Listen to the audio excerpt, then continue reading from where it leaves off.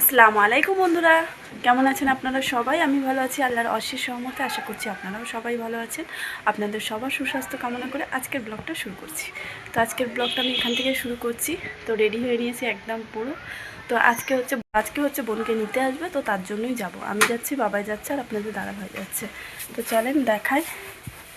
এই যে matching matching আর কোনো সময় হয় না, হয়ে ওঠে না। এবার থেকে ম্যাচিং ম্যাচিং ড্রেস কিনবো, বুঝলে? হ্যাঁ, তাই পুরো রেডি। আর বাবাইকে দেখাই, চলে এ সোনা এখন এই যে জুতো পরছে। টাকা বাবা একটু। চলেন দেখা হচ্ছে তাহলে আপনাদের সঙ্গে আবার পরে। তো এই যে চলে এসেছি বাপের বাড়িতে, এসে দেখি ভাবি এখনো রেডি হয়নি। তো এখানে সবাই খেতে বসে পড়েছে। এখানে আমার ছেলে আছে, আমাদের বাড়ির 4 বোনের 4টে জামাই আর কি, 4 জামাই এখানে আছে। তো সবাই মিলে খেয়ে নিচ্ছে। আর এখানে বান্ধবীরা সব আছে, পাড়ার লোক সবাই আছে, সবাই মিলে এখানে খাওয়া দাওয়া চলছে। তারপর এলাম বোনের কাছে। ও শুধু কান্নাই করে যাচ্ছে, কারণ চলে যাবে তাই শুধু কান্না করছে। যেহেতু বাচ্চাকে নিয়ে 6 মাস ছিল এখানে, আর এখন শুধু কান্না করছে। তো ওর সঙ্গে আর বেশি রিলস আমি করলাম না, বেশি ছবি টবি তুললাম না, যেহেতু ও নিজেই মানে কান্নায় হয়ে আছে, তার জন্য। তারপরে এখানে সব দিদি, বোন, আরও দিদিরা সবাই মিলে একটু ছবি টবি তুলে নিচ্ছিলাম। আর এই যে এখানে ভাবি আর আমি গল্প করছিলাম, গল্প করতে করতে তারপর আমরা খেতে বসে পড়লাম। এখানে খাওয়ার জন্য বসেছিলাম। আর খাবারের মধ্যে ছিল লুচি, ছিল চানা মশলা, ছিল তারপরে হচ্ছে কি বিরিয়ানি ছিল, আর চাটনি, পাঁপড়, মিষ্টি ছিল, আর হচ্ছে আইসক্রিম ছিল। তো এই হচ্ছে রান্নাবান্না সমস্ত কিছু ছিল। তো এখানে খাবারের জন্য অনেকক্ষণ প্রায় বসেছিলাম। বসে থাকার পরে শেষমেশ খাবার এলো ফাইনালি। তো আমরা খাবার খাওয়া শুরু করে দিলাম। আর এখানে ভাবি রিলস তৈরি করে নিচ্ছিল। তো অনেকেই আমাদের এখানে অনেকেই বলে যে এরকম ননদ ভাবিতে মিল পাওয়া যায় না।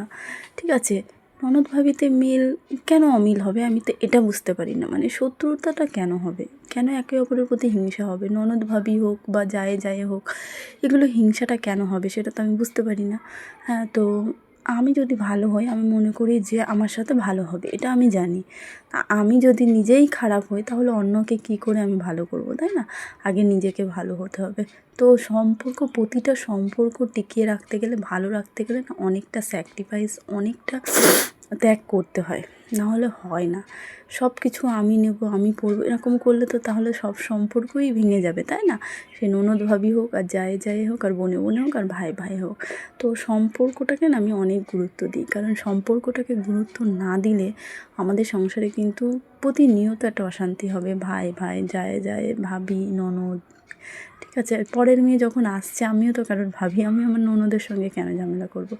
বা পরের মেয়েটা যখন আসছে, তাকে কেন আমি আমার অপোজিট প্রতিযোগী হিসেবে নেব, তাই না? তাকে আমি আমার বোনের মতো করে দেখব, তাহলে তো কোনো সমস্যার সমাধান হয় না। আর এখানে এই যে 3 জন খাওয়া দাওয়া করে একদম পুরো বিছানার মধ্যে চলে গেছে, ঘুমাচ্ছে। আর আমরা এখানে সোফায় বসে বসে যে আইসক্রিমটা এনেছিলাম, সেই আইসক্রিমটা বসে বসে এই যে সোফায় বসে বসে এখানে খেয়ে নিচ্ছিলাম দুজন মিলে, আর মজা ঠাট্টা করছিলাম। তারপরে এখন ভাবি বললো, চলো তোমার আইব্রো করে দেবো। যেহেতু সবে নতুন পার্লারের কাজ শিখছে, তো আমাকেই পেয়েছে অ্যাপ্লাই করার জন্য। আমার আইব্রো করা ছিল, একটু উঠেছিল।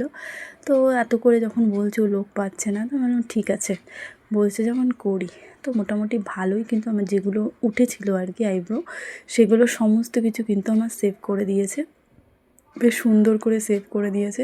মানে তেমন লাগছিল না। নতুন শিখলে হয়তো লাগে, ভয় পাচ্ছিলাম যে কী করবে, কী করে বসবে, হয়তো আমার লাগবে, কিন্তু না, আমার লাগেনি। বেশ ভালোই আমি সুন্দর করে আর কি আমার আইব্রোটা করে দিয়েছিল। নতুন শিখছে তো, নিজেই ভয় পাচ্ছিল যে যদি লাগে, যদি কেটে যায়। কিন্তু এগুলো না আস্তে আস্তে প্র্যাকটিস করার উপরে ফাইনালি হয়। তো যেহেতু আমি প্র্যাকটিস করতে দিলাম যে না, প্র্যাকটিস করুক, আর আমার লাগলেও আমি ঠিক বলছিলাম না, ঠিক আছে? তো এই যে মানে সম্পর্কটাকে না টিকিয়ে রাখতে হয়। আমরা যদি মনে করি যে সম্পর্ক টিকাবো না, সেই সম্পর্ক তো নিমিষেই নষ্ট হয়ে যায়, তাই না? তো সম্পর্ক যদি আমরা টিকিয়ে রাখতে পারি, তাতে ক্ষতি কী, তাই না? এর জন্য তো আমাদের ত্যাগ কিছু করতেই হবে, কিছু করার নেই না। যে কোনো একদিক থেকে না করলে কোনো সম্পর্কই টিকে থাকে না, এটা বাস্তব। যাই হোক, এখানে আইব্রো হচ্ছে আপনাদের সঙ্গে তো অনেক কথাই বলে ফেললাম। আইব্রোর পরে কিন্তু এখানে পরপর আমাকে ফেসিয়াল করে দিয়েছিল, পেডিকিওর করে দিয়েছিল, মানে সমস্ত কিছু ফ্রি সার্ভিস আমি পেয়ে গেছিলাম, বুঝলেন তো। মানে আর এরপরেও অনেক কিছু করবে, সেগুলোও বলছিল আমার উপর অ্যাপ্লাই। ঠিক আছে, ফ্রি সার্ভিস যখন পাচ্ছি কেউ ছাড়ে, তো তার জন্য তো আমি এক পায়ে রাজি আছি। তারপরে আমার এখানে অ্যাপ্লাই করা হয়েছিল হচ্ছে ফেসিয়াল। আমাকে ফেসিয়াল করাবে, ফেস ম্যাসাজ। তো আমার সমস্ত, আমি এসেছিলাম অনুষ্ঠান বাড়িতে, যে মেকআপগুলো ছিল আমার সমস্ত মেকআপ তুলে দিয়ে আমার উপরে তারপরে ফেসিয়াল করা শুরু করলো।